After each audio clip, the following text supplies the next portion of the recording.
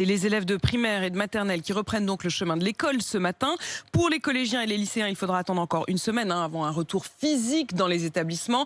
D'ici là, ils reprennent quand même les cours à distance. On verra comment ça se passe. Jean-Michel Blanquer a tenté de rassurer hier les parents en disant que l'école n'était pas, je cite, un lieu spécifique de contamination. Mais pas certain que les propos du ministre de l'Éducation rassurent les parents d'élèves et les professeurs parce que les contaminations restent à un niveau élevé. Peu de professeurs sont vaccinés. Une rentrée entre inquiétude et impatience. C'est le reportage de la rédaction. Il est signé ce matin, Romain Houg. Il est temps pour Raphaël, jeune élève de CE2, de retrouver le chemin de l'école ce matin avec plaisir, certes, mais il n'y a pas photo, c'est quelques semaines sans classe. C'était quand même bien.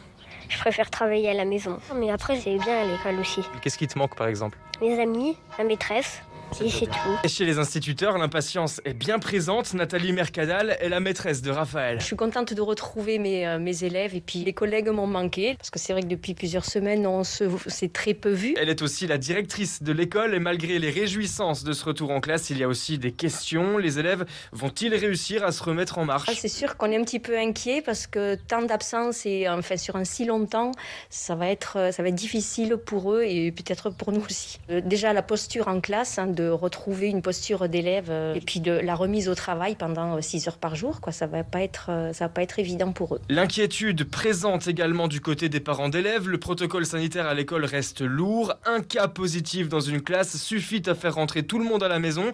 De quoi faire frémir Cédric. Il garde en tête la galère du premier confinement avec son fils. Sur le premier confinement, lui, on ne l'a pas du tout suivi. On n'a pas du tout eu le temps. De toute façon, je faisais quasiment 7h30, 20h, 21h. Donc, on ne peut pas faire gérer l'école et le travail, malheureusement. On préférerait que ce soit l'enfant qui soit en priorité, mais malheureusement, c'est l'employeur. Et puis, les écoles rouvrent, mais le virus, lui, circule toujours. Angélique en a bien conscience. Ce n'est pas l'esprit 100% tranquille qu'elle a laissé ses petits dans la cour ce matin. Ça reste dans le coin de la tête et on a cette inquiétude pour les deux, parce que j'ai aussi une petite en maternelle et là, comme il n'y a pas de masque, c'est encore plus facile de l'attraper. Maintenant, voilà, je suis plutôt tendance à rester positive et se dire, bon, on respecte les règles, ça va bien se passer.